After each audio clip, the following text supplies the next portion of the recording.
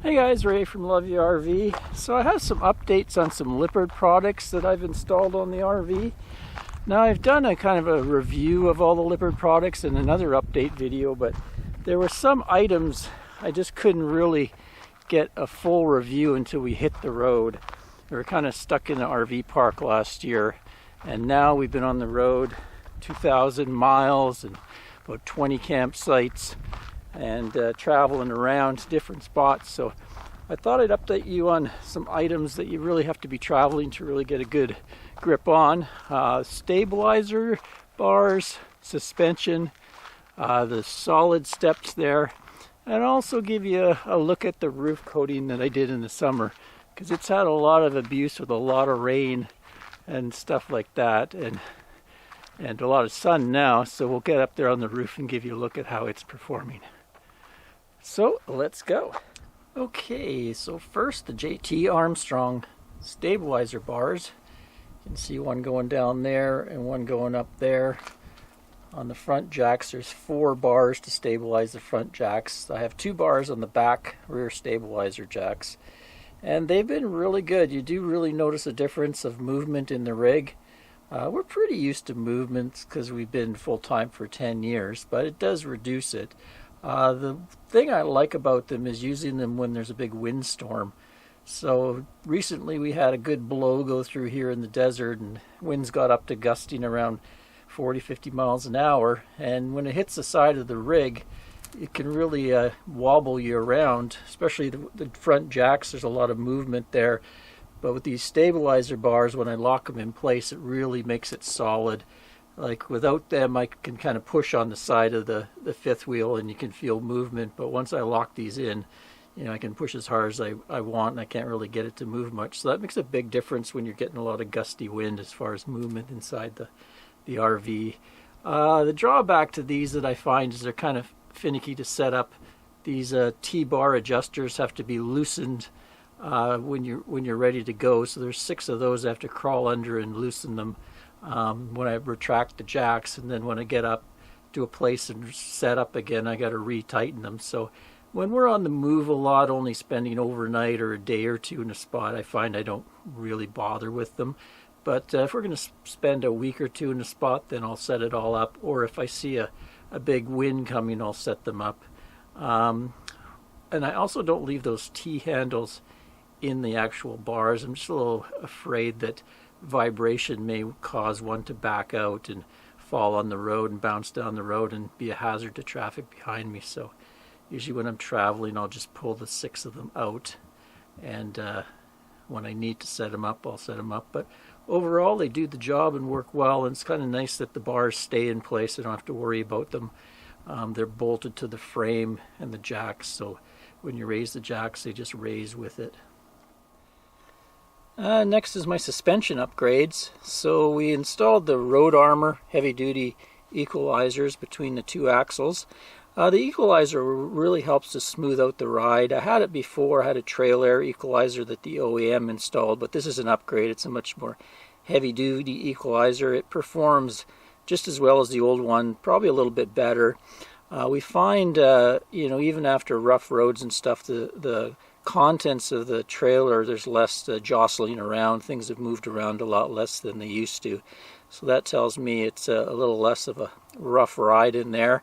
The biggest thing I like about it is that they do have wet bolts on all the different pivot points, and they're greased. So I find the suspension is much more quiet.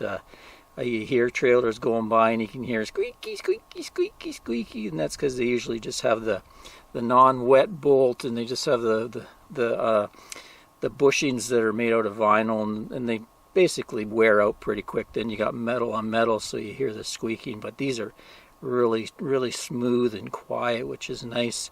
So far, no problems at all. Got about 2,000 miles on them, towing on all kinds of different roads. They're pretty good in the cornering on the Oregon coast, the really curvy roads. Trailer handled really nice, so I give them a thumbs up. I really like that upgrade.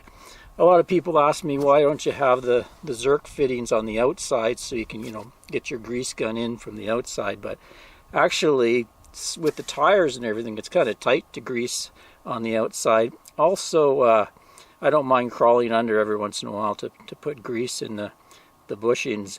But the one thing I like having it this way is I can just glance at the bolts from easily have a look and see if any of the bolts are backing off at all. So that's why I have the Zerks facing the other way. Anyway, good upgrade, happy with that. Next we have the solid step stairs. So this one I get the most comments and questions about, because they are kind of a departure from the traditional accordion stairs that would fold out from the rig. These ones actually fold back into the rig, but I guess the big plus to them is they have feet that come down and attach to the ground, so they, as their name says, they're very solid when you're going in and out of the rig. Also, I like that big first wide step, so it's a very secure feeling going in and out, especially if you have any type of mobility issues at all. One nice thing is in the morning, oftentimes I'm up a lot earlier than my wife, and the old steps were kind of like a springboard, and just going in and out of the RV would kind of shake the RV a bit, whereas these ones, because they're attached to the ground, there's no movement in the RV when you're going in and out. Some of the drawbacks that people talk about, a big one people seem to have a problem with, is getting dirt back into the RV because they fold back in. All I seem to do is I have a whisk broom over there, and I also carry a little pressure washer with me, so I just make sure they're clean before I put them back in. Usually it doesn't take much, just a little whisk broom, whisk off any dirt and underneath, and put them back in. Also, I have the mat that Lippert has, which is a heavy rubber mat, and around the outside is a ridge, so I just put that inside as well, so if there's any moisture or anything, it just falls into that mat. And then when I get to the next campsite, I can pull the mat out, clean it off.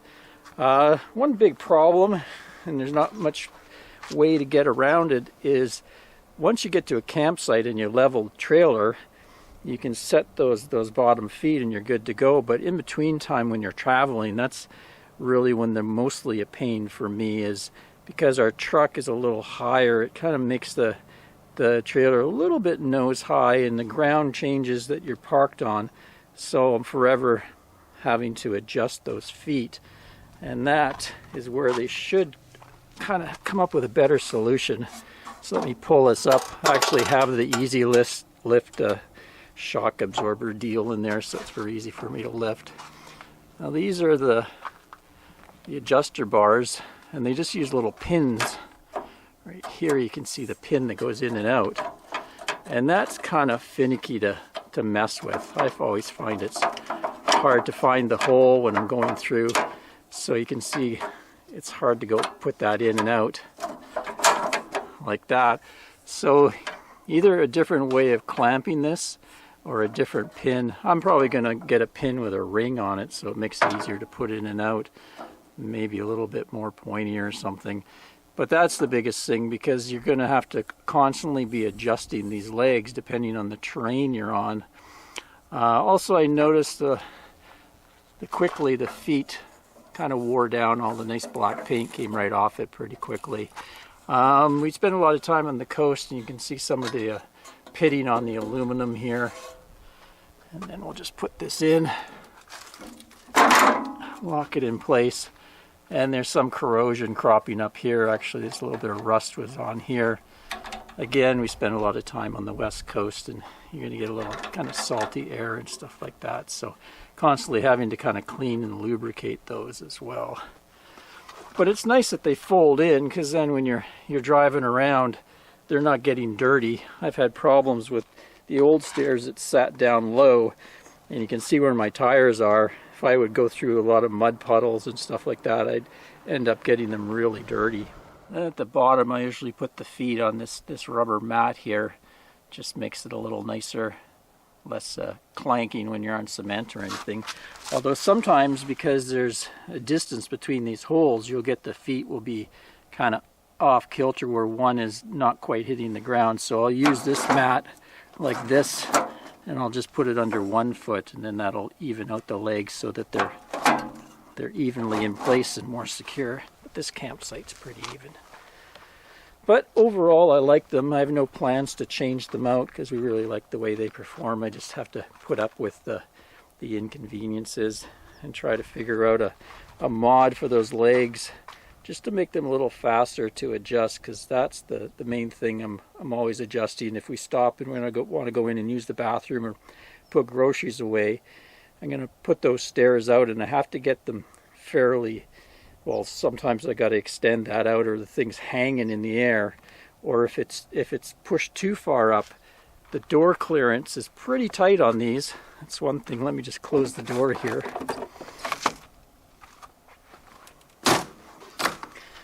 You can see there's not much clearance on that door, so if it's sticking up too high, or it'll actually, the door won't close. And finally, up on the roof, I just wanted to give you a look at the coating that I did last summer. Coated my EDPM rubber roof with a product called Alpha Systems from Lippert, and it's an acrylic. You just paint it on. Well, first you put down a primer, then you paint the coat on. Link back to the video if you want to see how that was done. But so far so good. We went through a lot of rain.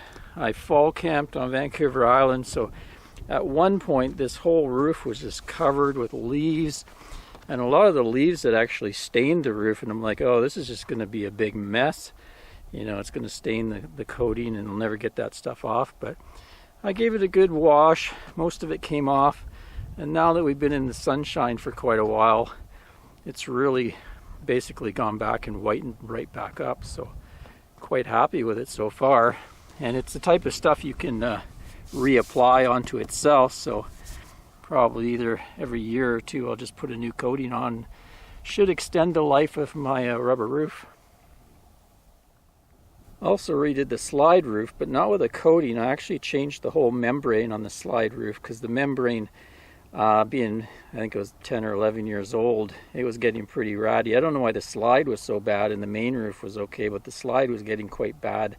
Most of it was starting to get quite dark dots. So I used, I believe the name of it is called Superflex, and it's a kind of a TPO material, I believe. So took that apart and redid it, and it's been working well.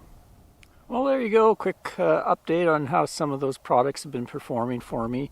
If you want to look at all the products I've installed, I'll link over to a list on my website of all the different products and reviews, installation videos, review videos for those products. And if you have any questions about them, just shoot me an email or a comment underneath the videos, and I'll try to answer them for you.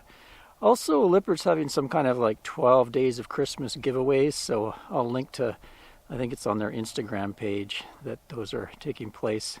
Anyway, I'll put a link in the description to those as well. Till next time, Ray from Love Your RV. Thanks for watching again, folks. Really appreciate it. Just out camping here in the southwest. Found a nice little spot right along the big Salton Sea. Really peaceful today. Cheers, folks.